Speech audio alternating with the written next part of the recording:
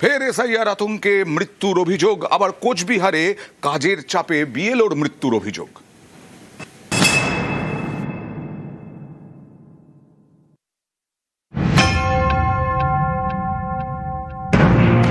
হুগলির রিষড়া, এখানকার বাসিন্দা ধনঞ্জয় চতুর্বেদী, বয়স 85।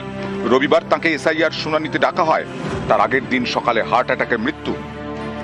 রিষড়ার এসএন রোডের একটি ফ্ল্যাটে থাকতেন ধনঞ্জয় চতুর্বেদী। বয়সের কারণে নানা রোগে ভুগছিলেন। গত 29শে ডিসেম্বর ধনঞ্জয়কে শুনানির নোটিশ ধরান বিএলও। পরিবারের দাবি, এরপর থেকেই তিনি আতঙ্কে ভুগতে শুরু করেন। শনিবার সকালে অসুস্থ হয়ে পড়েন। নিয়ে যাওয়া হয় স্থানীয় হাসপাতালে। সেখানেই মারা যান বছর 85 বৃদ্ধ। উনি সুস্থভাবে চলছিলেন, কিন্তু হিয়ারিং এর নোটিশ দেওয়া হলো 4 জানুয়ারি। ওনাকে ডাকা হলো। ওর পরে ওনার যে মাথায় বসে গেল কি আমাকে বাংলাদেশে পাঠিয়ে দেওয়া হবে, ডিটেনশন ক্যাম্পে পাঠিয়ে দেওয়া হবে, কি 4 ঘন্টা লাইন দিয়ে আমি কিভাবে দাঁড়াবো যদি আমার নাম না থাকে। চেস্ট পেন ওনার শুরু হয়ে গেল, নিঃশ্বাস ত্যাগ করলেন। এ দায় ইলেকশন কমিশন অফ ইন্ডিয়া। 84 বছর বয়সী তাকে যদি প্রমাণ করতে হয় উনি পিপিও হোল্ডার, উনি স্টেট গভর্নমেন্ট এমপ্লয়ি, এর থেকে আর দুঃখদ ঘটনা নাই। কোচবিহার 2 নম্বর ব্লকের বানেশ্বর গ্রাম পঞ্চায়েত, এখানকার বাসিন্দা আশিস ধর। তিনি বিএলওর কাজ করছিলেন। শনিবার 103 নম্বর বুথে শুনানির কাজ ছিল। আগের রাতে হার্ট অ্যাটাকে মৃত্যু।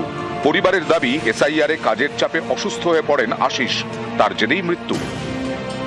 সবসময় বলতো যে আর পারছি না, আমি সহ্য করতে পারছি না। মৃত্যুর আগেও এই কথাই বললে, মা আমি এখন মরতে চাই মা। এই করে শ্বাসকষ্ট শুরু হয়ে গেল, আর কোনো কথা নেই। সারা শরীর ঘেমের মুখে দিয়ে লালা বেরিয়ে 10 মিনিটের মধ্যেই শেষ। প্রচন্ড চাপ ছিল, ও নিতে পারছিল না। আমাকে বলছিল আমি আসাম যাইতে চাই, একদিনের ছুটি চাই। আমি বলছি তুমি এক কাজ করো, তোমার ডিপার্টমেন্টকে বলো যে আমি একদিনের ছুটি আমাকে দেন।